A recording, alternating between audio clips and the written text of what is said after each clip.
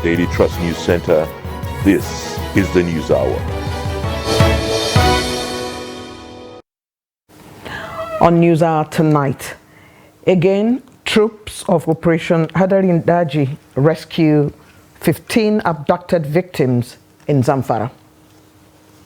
Federal government and Zamfara state governor trade words over abduction of university students. Supreme Court says election petition documents not affected by fire outbreak. And away from Nigeria, Mali junta delays February presidential election for technical reasons. Hello and welcome to Trust News Hour tonight. I am Eugenia Abu. Troops of the Joint Task Force known as Operation Hadarin Daji have rescued 15 kidnapped victims at Kayambogo village in Bukuyum local government area of Zamfara state. A military source told Trust TV that the rescue followed intelligence report from the locals that armed bandits abducted an unspecified number of people from Kayambogo village of Bukuyum local government area of the state on the 25th of September. The troops immediately mobilized to the area and established blocking positions at possible routes suspected to be used by the bandits. When the troops made contact with the bandits, several were killed, forcing them to flee and abandon their victims. The 15 kidnapped victims have been handed over to the district head of Gwashi for reunification with their families. In a related development, troops of Operation Hadarin Daji have rescued 7 female students of Federal University Gusau in Zamfara State and 3 construction workers who were abducted by bandits last Friday. The management of the Federal University Gusau confirmed their release via its official X handle, formerly called Twitter. Following the prompt response of troops of land and air components of the Joint Task Force of Operation Hadarin Daji, a total of 13 students and 3 construction workers who are carrying out projects at the university have regained freedom so far. It would be recalled that an unspecified number of female students of the Federal University Gusau were abducted in the early hours of Friday in their hostels. Days after the abduction of several students at the Federal University Gusau by a gang of bandits, the actual number of the abductees is yet to be established by the management of the institution and other concerned authorities. According to locals, the armed bandits on September the 19th attacked 4 private female hostels of the university and abducted dozens of students. Here's that report. The bandits stormed Sabangida, a village within the university community that is hosting students in private hostels, and operated for several hours before they abducted their victims. A resident of Sabangida, whose house was first attacked by the bandits, said the bandits fired gunshots sporadically before they embarked on a hostel-to-hostel search for students. We are appealing to relevant authorities to help students through improved security, because this place we are residing is not fenced and hostels are not enough. This is why it became necessary for us to rent apartments from outside. With these kinds of horrible things happening to people are living in fear. This house alone has at least over 100 people inside, with both male and female occupants. Yet nobody has peace of mind because it is a private compound. Over 50 people, including students, local iron benders, and locals, were kidnapped by the bandits during the operation that lasted for several hours. The bandits, numbering about 200, were said to have kept their motorcycles in Biabiki village and trekked to the institution for the operation. They were also said to have arrived at the university around 11 a.m. and operated till 3 a.m. What happened to us is very unfortunate because they are students like us. We read together with them while in school, so we really feel sad that out of the blues, this happened to them. This is the 3rd time the bandits are abducting students at the university since its establishment, as 2 students were abducted at the first instance, while 5 others were kidnapped during the second incident. The institution has been operating without perimeter fence, thereby making the school prone to attacks from outside. There is also no provision of hostels within the institution. Hence, the students relied on private hostels around the university for their accommodation. Some students who lamented about the vulnerability of the institution called on the government and the university authority to consider their plight by providing a befitting fence. We started hearing sporadic shootings between the hours of 11 a.m. to 12 a.m. till around 3 a.m. The shootings continued until morning, where we heard that some of our female students were abducted. Lack of adequate security around the university is also being considered as one of the contributing factors to the persistent attack on the institution, although students, parents, and the management of the institution are still mourning the abduction of the female students. Academic activities are, however, going on at the institution. Until the government, in collaboration with the management of the institution, provides adequate security at the university, many students may desert the institution for fear of being kidnapped.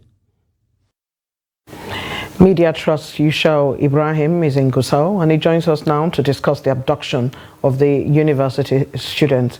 Hello, Yushau. Thank you for joining us. Hello. How are you? I'm fine, thank you. What is the mood of Sabongida community at the moment? Are students still staying there after the latest abduction?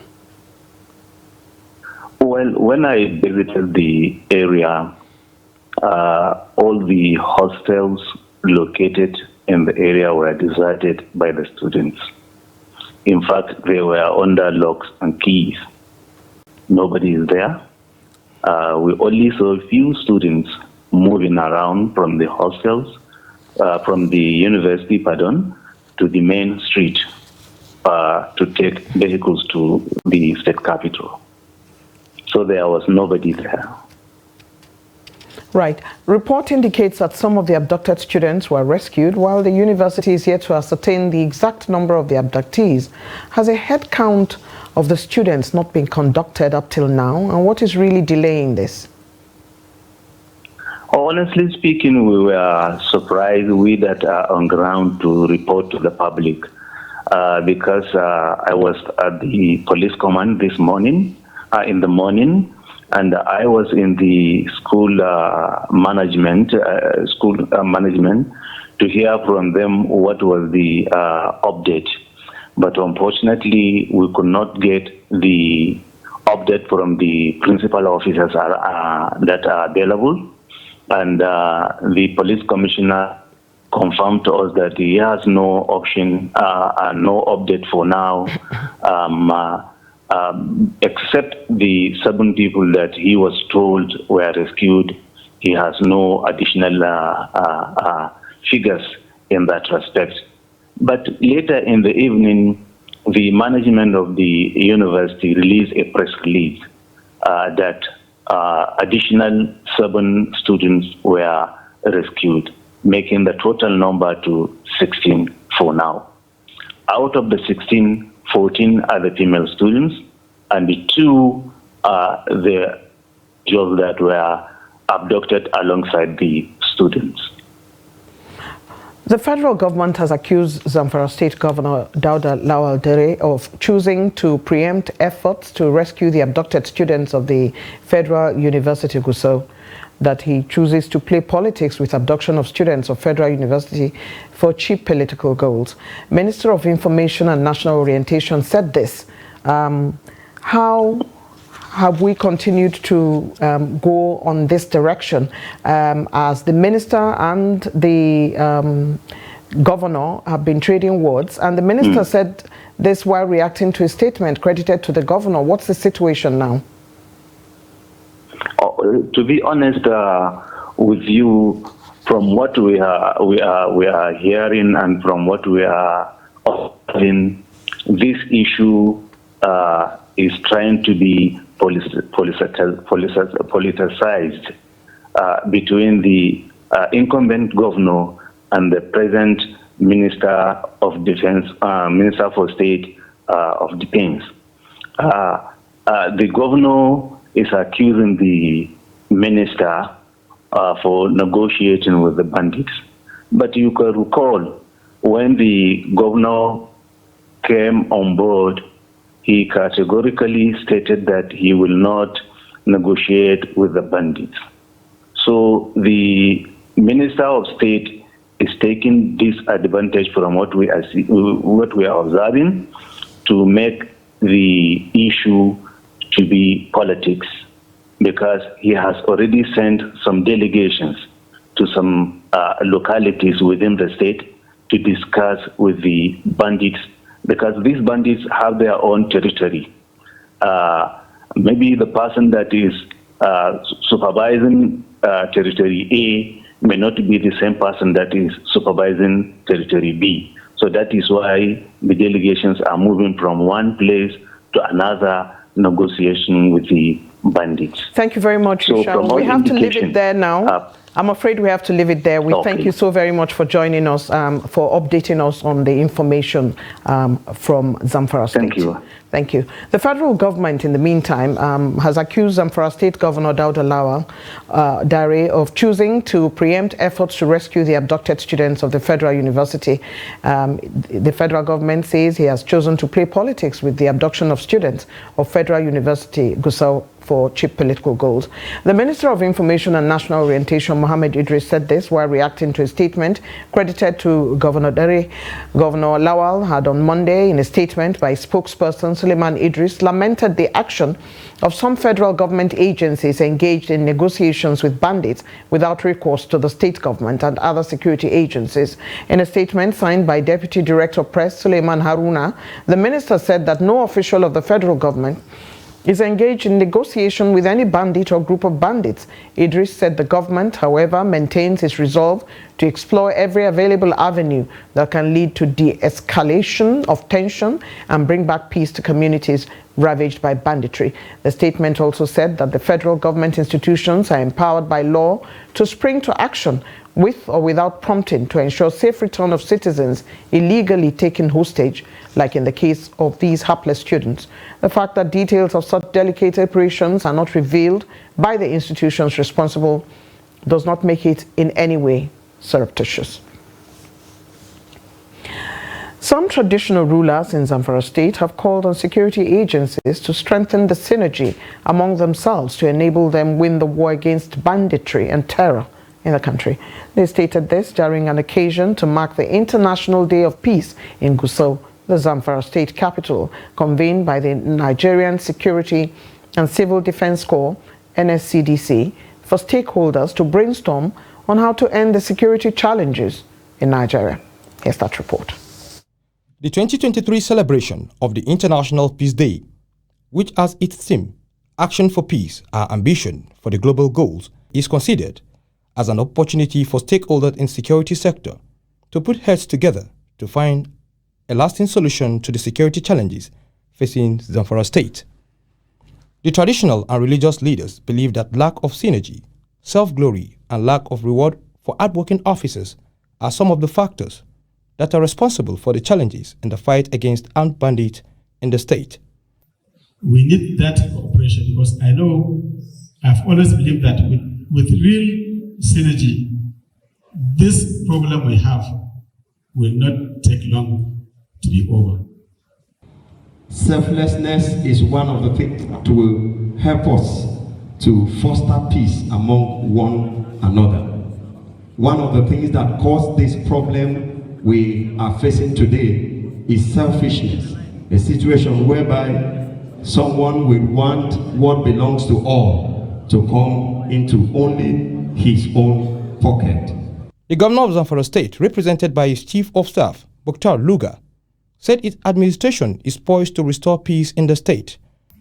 So we want to support the state government. It's fully committed to ensuring that all relevant support is being given to these organizations and other security organizations so that this unfortunate threat of insecurity can be arrested. A retired army captain, Muhammad Mayanchi, stressed the need for the Nigerian Security and Civil Defense Corps to synergize with relevant stakeholders to ensure peace return to the country. So we need you to please synergize. Come together, see them.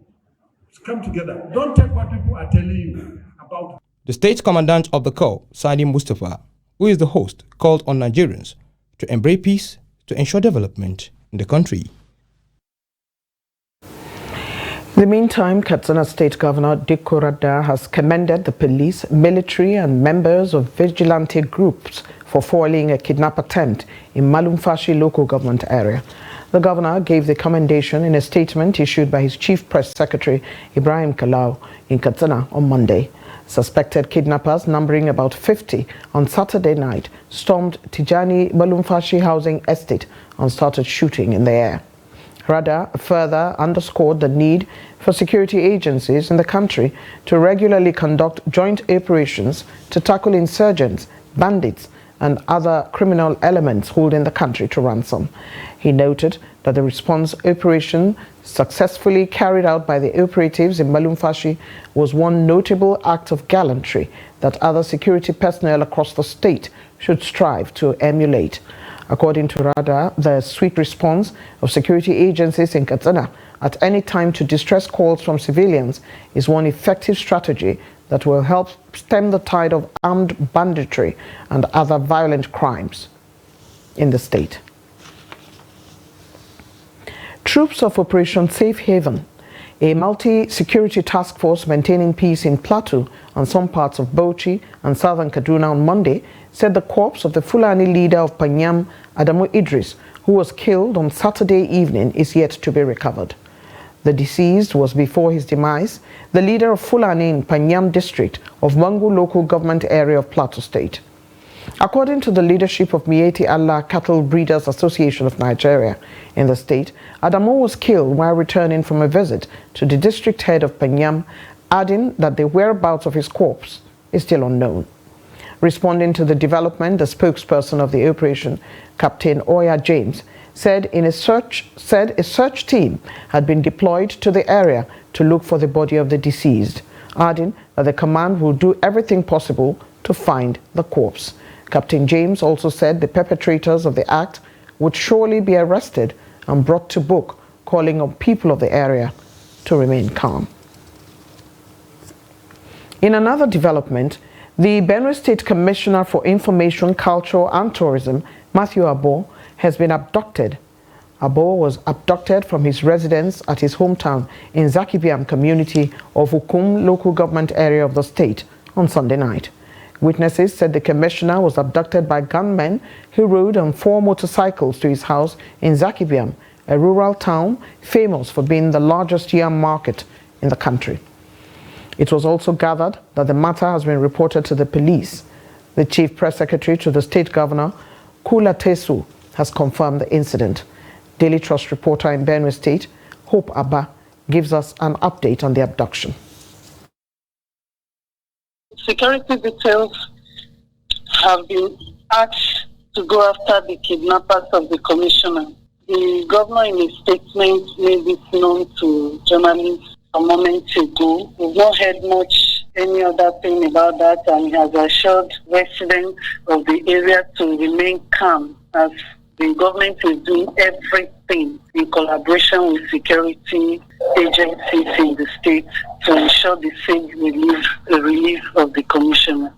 Well, the fun now, there has been the operation of a special squad of Operation West Stroke going on in the area, and it has lasted, the operations in that area has lasted for some years now. And in fact, very recently, the soldiers around the vicinities and other security men have been clamping down on most of the suspected criminals in the area. But however, there have been issues of killing still going on in the area simultaneously, especially in Ukum,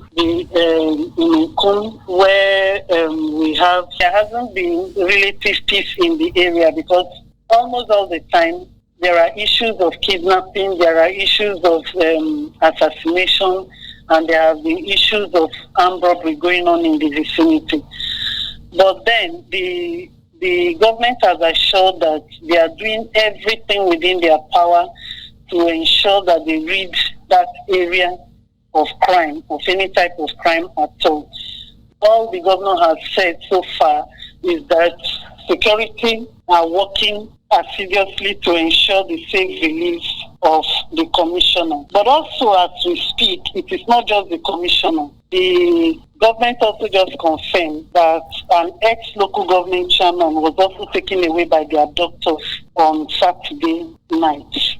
So, and he assured us, he also assured that both the ex-local government chairman and the commissioner will return safely because they are doing everything to ensure their safe return. Hope, we thank you for bringing us up to date. Hope Abba, Daily Trust reporter, bringing us up to date on the abducted Commissioner of Information, Benue State. Fire has gutted some parts of the chamber of one of the justices of the Supreme Court. Operatives of the Federal Fire Service have long put out the fire. 3 offices, including that of Justice Mohammed Saulawa, were touched by the fire. In the meantime, the Public Relations Officer for the court, Festus Akande, has said the fire incident has no connection with and won't have any effect on the presidential election petition. Speaking during an interview, Akande stated that the fire outbreak won't affect anything in the court. In the meantime, the People's Democratic Party, PDP, has said it is alarmed by the fire incident at the Supreme Court, describing it as suspicious. The party, in a statement signed by its National Publicity Secretary, Debo Ologunagba, on Monday demanded an immediate full-scale investigation into the fire outbreak with a view to unraveling the circumstances or possible sabotage in the incident. Some residents of Yenagoa, the Bayelsa state capital, have called on the state government to provide relief materials and security during this flood season. They made the call when Friday Ebimobwe Peter went around the Yenagoa metropolis for this report. His tour was to ascertain the level of residents' preparedness in the event of flooding.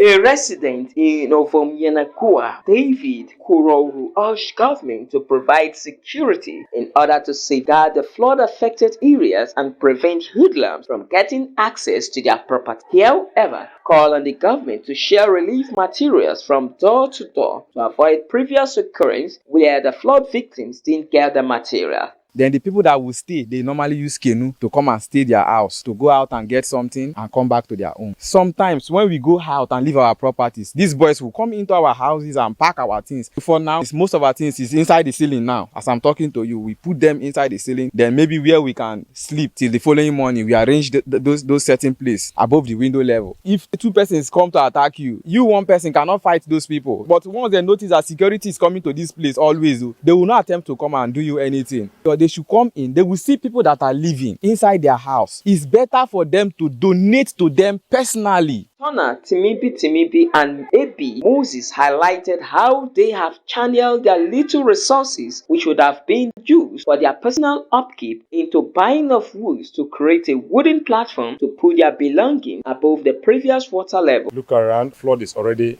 in the front of my house, though it hasn't gotten into my house. Talking about the preparation, as usual, like last year and other years, already I've gotten boards and 2x3, which I will use to do a pavement where I will drop my properties. Like these 2 days, one big cobra come outside here, where one boy go knock am. Now so snake them, different type of snake them, they come worry us. I don't know how to take prepare them. So now we go still there for here till the flood to go into. So we need the government to help us. I don't get money to go rent. As if more guy will not get to because student plenty 8 students. So when you won't go rent house, then we still call big money. So we need help from government. We need food. We need money from government. May government help us. Odobade Kuroru, who was seen with tools carrying out carpentry work in his house to avoid water from destroying his properties, said he will not pack out of his house no matter the level of the flood. They try to deck the places where I go put my food in case of the flood. Like last year we suffered. We will deck the first, water come, deck the second. So I don't take the range of last year. Now the work I do as Gary and other things, cloth not go wet. So I deck them in case if you come, I could just pack them up. Why I not go come out? 2 years ago, the water reach like this. We see person they carry cutlass. All these rooms where people come out, they begin tear them. they collect TV and every other thing. My property, I now get where to go keep them. So anytime we will tackle that, I go detect even last year we prepare say if that's still I go here. I know they come out. My children say plenty pass the one where I go come out. At the monitoring exercise, it was observed that the flood is rising heavily in the Yenagoa metropolis, although it hasn't gotten into houses except when there is a heavy downpour. And I am Friday, Ebimobowe Peter, Trust TV News, Yenagoa. You're watching News Hour on Trust TV. Coming up after the break, when will the Kaduna-Kano rail project be completed? More news after the break. Do stay with us.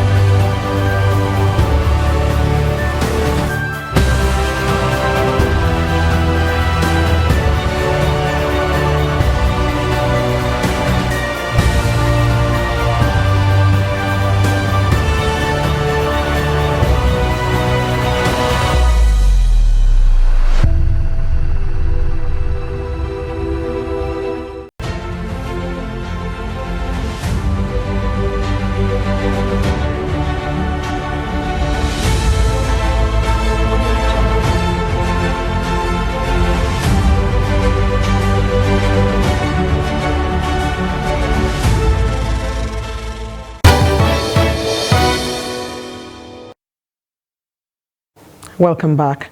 If you are just joining us, this is News Hour on Trust TV. A recap of our top stories. Again, troops of Operation Hadarin Daji rescue 15 abducted victims in Zamfara. And federal government and Zamfara state governor trade words over abduction of university students. I'm moving to more stories now. All Progressive Congress Zonal Vice Chairman Northwest, Garba Datti, has refuted reports of division among party chieftains regarding the replacement of the ministerial slot in Kaduna State. He said the party in the state remains united, dismissing claims of division as mere speculation. Speaking to reporters after a meeting with the state chairman of the party from the zone in Kaduna on Monday, Datti stated that Kaduna State will have its minister once the Senate resumes its session. Yes, we are the only state without a minister, but the president has given the former nominee the chance to nominate somebody, and he has been nominated. So what happened the National Assembly is in recess and they are resuming tomorrow. So I'm sure once they resume, at Kaduna State we are going to have our own minister in the cabinet.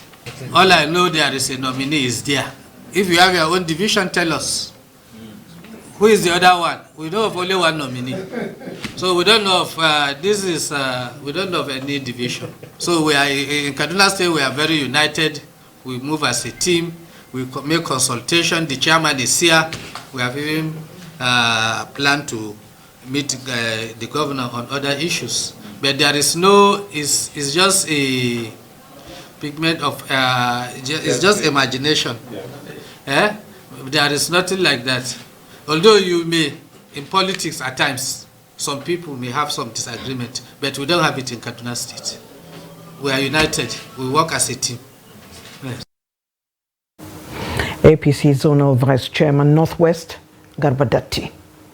The Lagos State Governorship Election Petition Tribunal has upheld the return of Governor Babajide Sanwo-Olu as the duly elected governor of the state.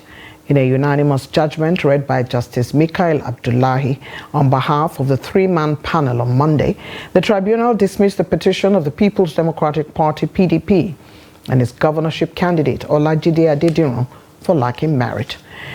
In reaching the verdict, the tribunal, on the question of whether it had the competence and jurisdiction to hear the petition, answered in the affirmative and held that this issue had already been resolved at the preliminary objection stage. On whether Sanwo-Olu and his deputy Obafemi Hamzat were validly nominated by their party, the All Progressives Congress (APC), to contest the polls, the tribunal cited relevant provisions of the Constitution and the Electoral Act and a plethora of decided cases to the effect that this was a pre-election issue that did not relate to the conduct of the polls being challenged. The tribunal also held that the petitioners are not members of the fourth respondent, the APC, and therefore have no locus to challenge the primaries of the party that produced both men.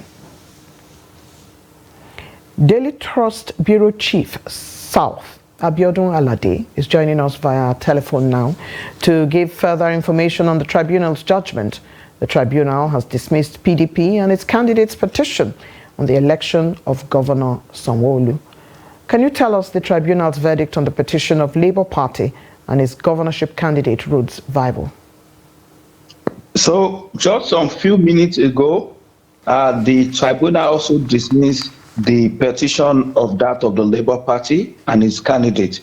So, by so doing, affirming the election and the victory of Governor Babajide Sanwo-Olu as the duly elected governor of Lagos State.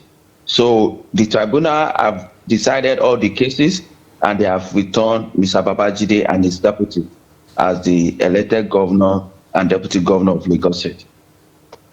Thank you very much indeed. President Tinubu's first 100 days in office, according to analysts, have marked a significant shift in Nigeria's trajectory. However, the period has also sparked intense debate among Nigerians regarding his ambitious plans for the nation's security, economy, agriculture, and budget reforms and other critical sectors. With the nation's 63rd anniversary just by the corner, Nigerians have been speaking on President Tinubu's agenda and the challenges ahead. Habiba Tajai has more. President Tinubu's initial 100 days have been characterized by an economic downturn and diplomatic challenges, notably concerning the Niger coup. These challenges, apart from the Niger coup, have arisen from the major reforms he announced upon assuming office, which some argue lacked people-centric action plan. Food and energy have jumped through the roof, but the same income. And that's highly catastrophic. So there should have been concrete palliatives on ground to cushion the effects, to water down the debilitating effects of such withdrawal of subsidy. You have overtaxed the poor, the VAT, PAYE, this, that, and you have not been able to call the rich to ask them, gentlemen, there's a problem here. We need to discuss it. I can give you two. By what magic do your banks post such big profit every year when the real sector of the economy is not performing? So what did the banks do with the money that produced that type of profit? Amidst uncertainty surrounding the removal of fuel subsidy, President Tinubu moved swiftly to make critical appointments in compliance with the constitutional provision of a 60 days ultimatum. The removal of fuel subsidy when he came on board is one thing that have also shown that His Excellency President Bola Ahmed Tinubu means well for this great country. Of course, this is to eradicate the corruption in the oil sector and then to put things straight where Nigerians will feel the impact of oil production country. In the face of economic hardship, critics have labeled Tinubu's promises as idealist, arguing that the palliative plans merely pay lip service to the issues Nigerians face and may not effectively alleviate poverty. We have had successive palliative, like we have NAPEP, we have wealth creation by Yaradua. We also have subsidy reinvestment, which is called UWIN. You understand? We also have NSIP that has to do with Empower, Jeep, trader money. What is the impact of these things so far? These are what you have to weigh. So when you talk about subsidy, giving palliative is temporal, and it will only solve little things.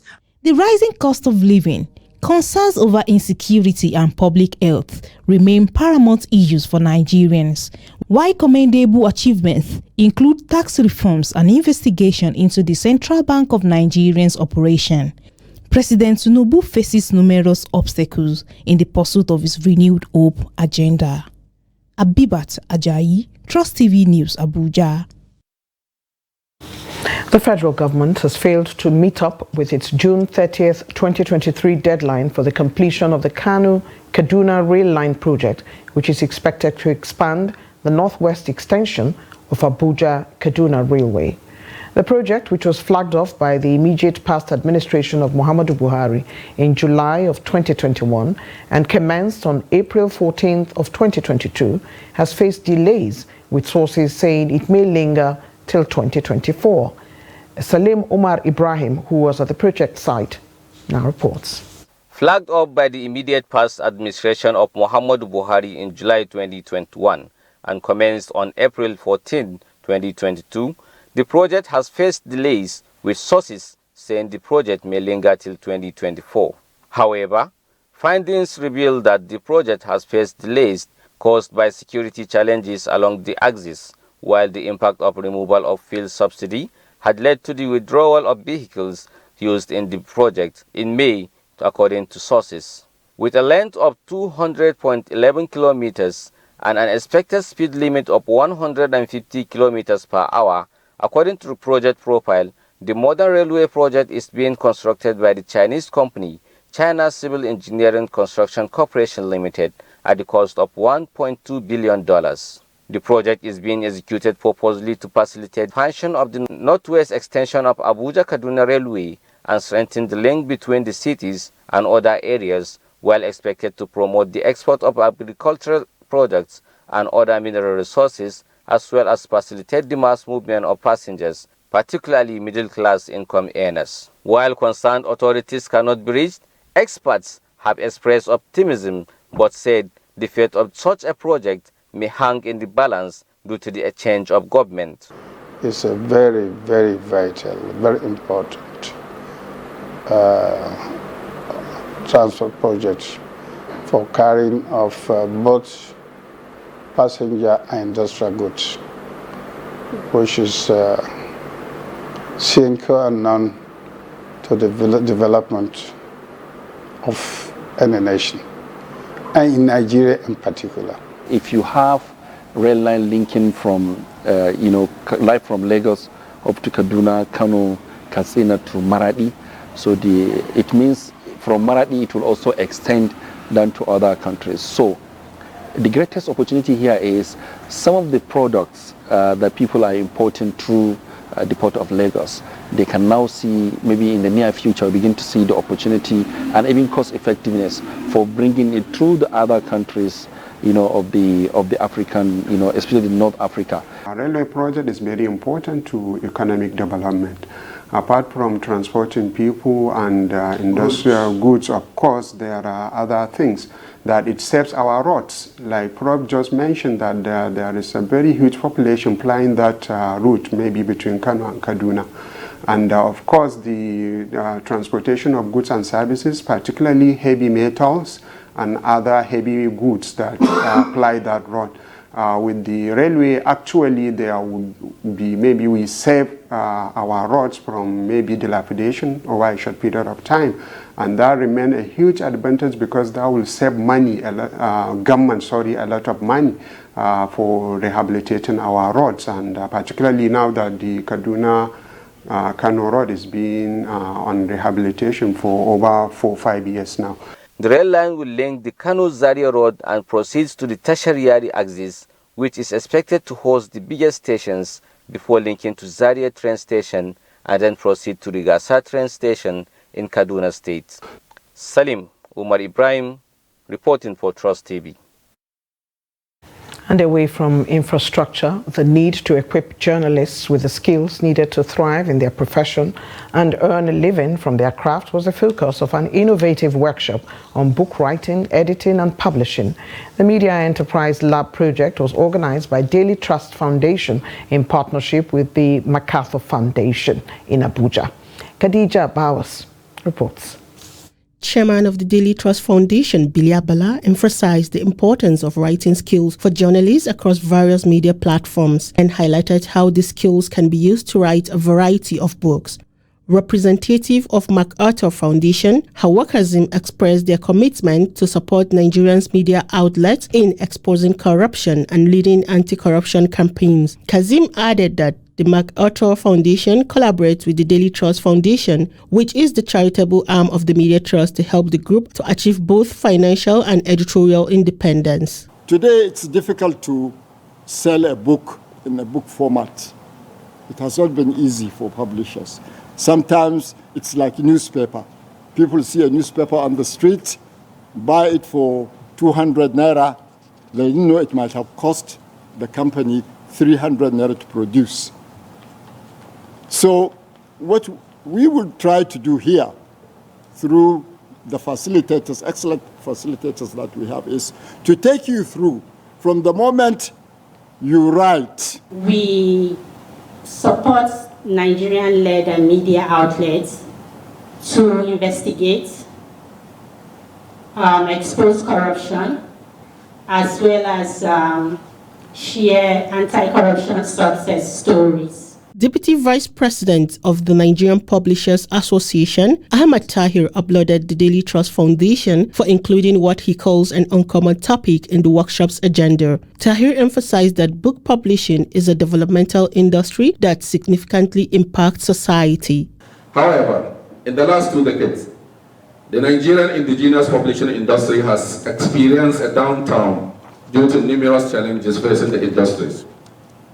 There are now a variety of problems in the book publishing industry, some of which are inability to provide adequate quantity of high-quality books.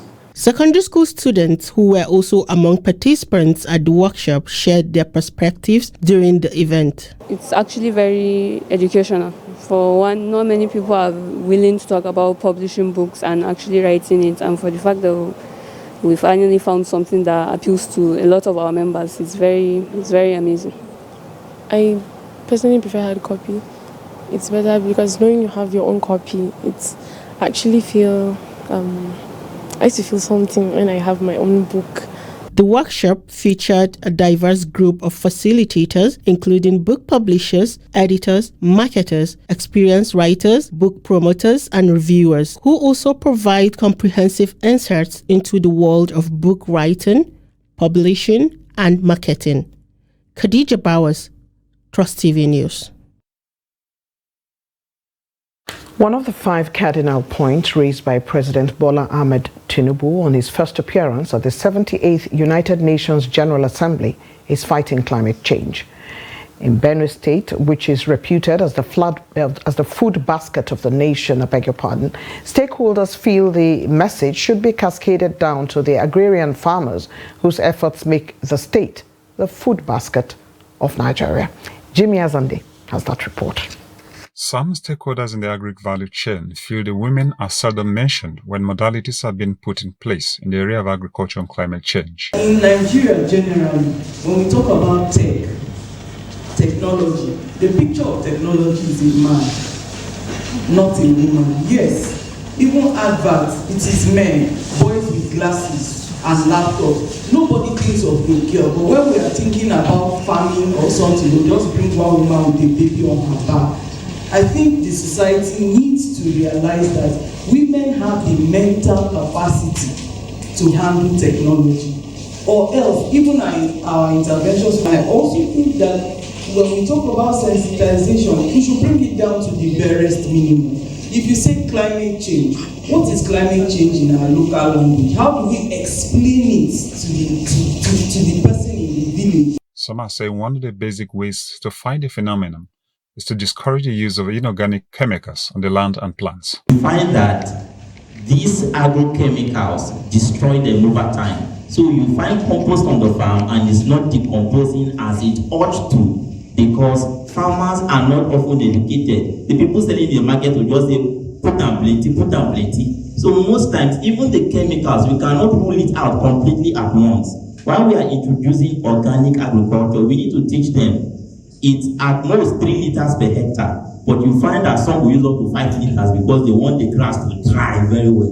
And in doing that, they are affecting the ecosystem. Others speak on natural factors and urge the relevant agencies to encourage off-season farming in the state. It is as a result of climatic elements such as rainfall. When it is inadequate, it leads to less yield. And then also, sometimes you have the case where rains ends abruptly, like maybe we know that it ends in November, but then it ends in October, so you have less produce. These are some of the challenges, and where there is flood, it results to some crops like cassava or yams, those especially destroying because of excess water. Most farmers are complaining of low yields and loss of taste in farm produce. Sadly though, the majority of these farmers have no idea of the negative impact of climate change to the ecosystem. Jimmy Azande, Trust TV News, Makurdi. From climate change, we go to health matters. The federal government has recorded 11,587 suspected cases of diphtheria in the country, with 7,202 confirmed cases from 105 local government areas in 18 states, including the Federal Capital Territory, FCT. This was disclosed on Monday in an update on the diphtheria outbreak published by the Nigeria Center for Disease Control and Prevention, NCDC. 5,299, representing 73.6%, occurred among children aged 1 to 14 years, with those aged 5 to 14 suffering the brunt of the disease. The statement said so far 453 people have died in confirmed cases, with a case fatality rate of 6.3%. It also stated that in response to an escalating outbreak involving 80% unvaccinated cases, the coordinating Minister of Health and Social Welfare, Mohammed Pate, has established a National Emergency Task Team. The team is said to be co-chaired by the Executive Director of the National Primary Healthcare Development Agency and the Director General of NCDC for higher level coordination of outbreak response. You're watching News Hour on Trust TV. The news continues after the break. Do stay.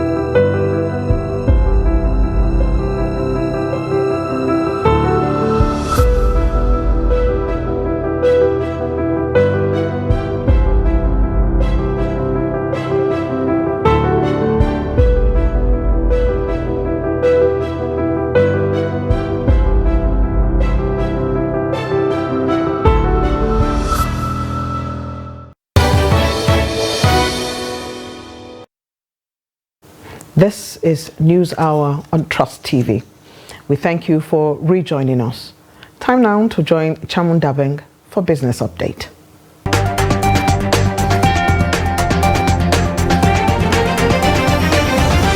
The Minister for Power, Adebayo Adelabu, has warned electricity workers who conduct unauthorized shutdowns of the national grid during industrial actions to desist forthwith, as all stakeholders will be made to understand that such cannot happen again, as it jeopardizes the well-being of households, industries and businesses. Adelabu made the statement while in Abuja. He also said that his office is working with the National Security Advisor to protect electricity installations in the country. Meanwhile, addressing the recent nationwide blackout caused by the national grid collapse, the minister stated that a fire outbreak at the Transmission Company of Nigeria TCN substation facility in Kebbi State caused the disturbance. The Center for the Promotion of Private Enterprise has called on Olayemi Cardoso, the just-appointed governor of the Central Bank of Nigeria, to make cleansing the backlog of forex exchange obligations a priority.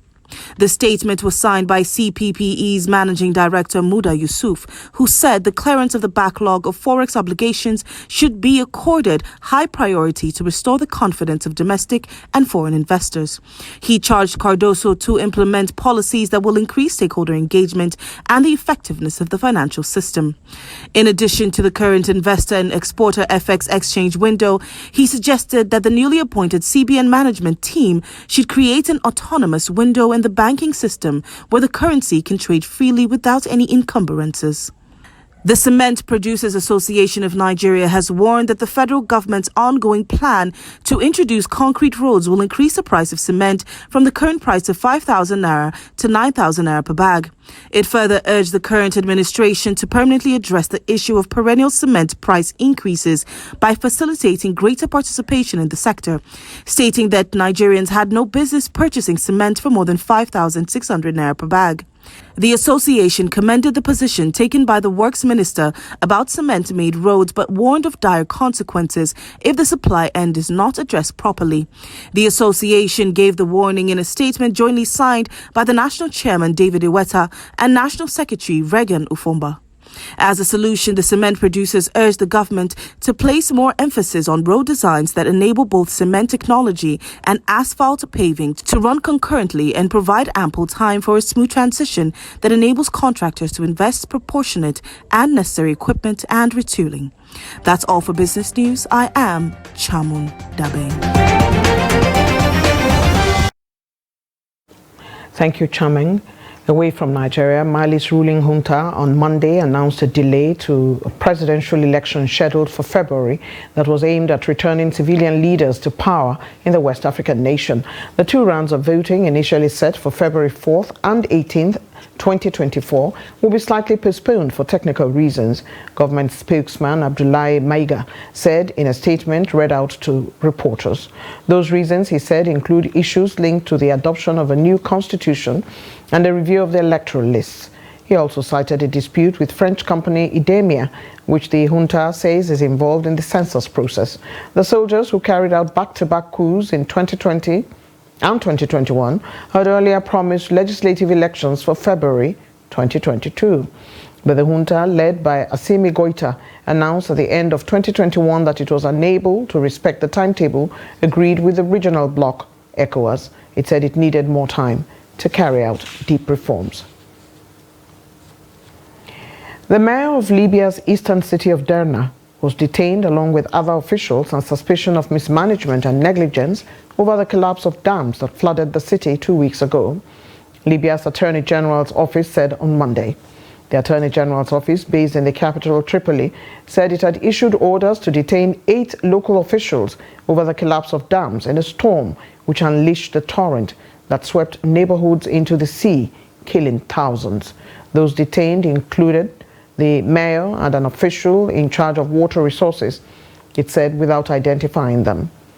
Angry residents have blamed the authorities for the collapse of the dams, which had been built to hold back the flow into the seasonal riverbed running through the city.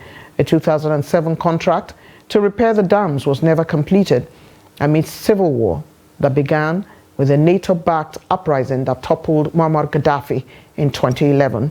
Derna was controlled until 2019 by fighters from a series of groups, including Islamic State.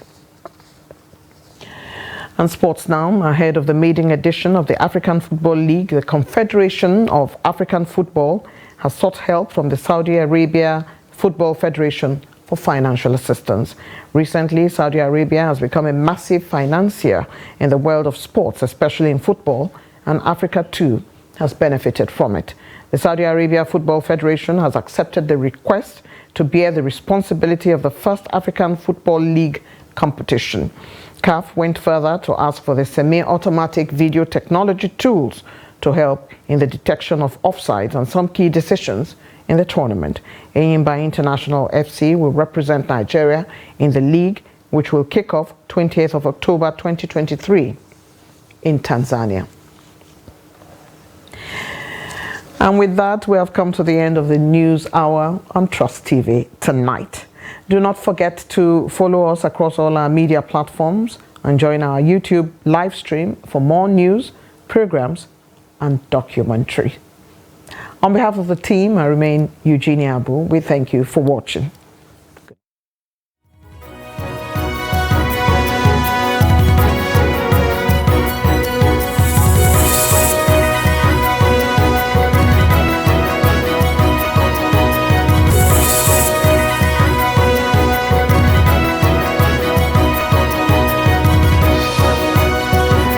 From the Daily Trust News Center, this is the News Hour.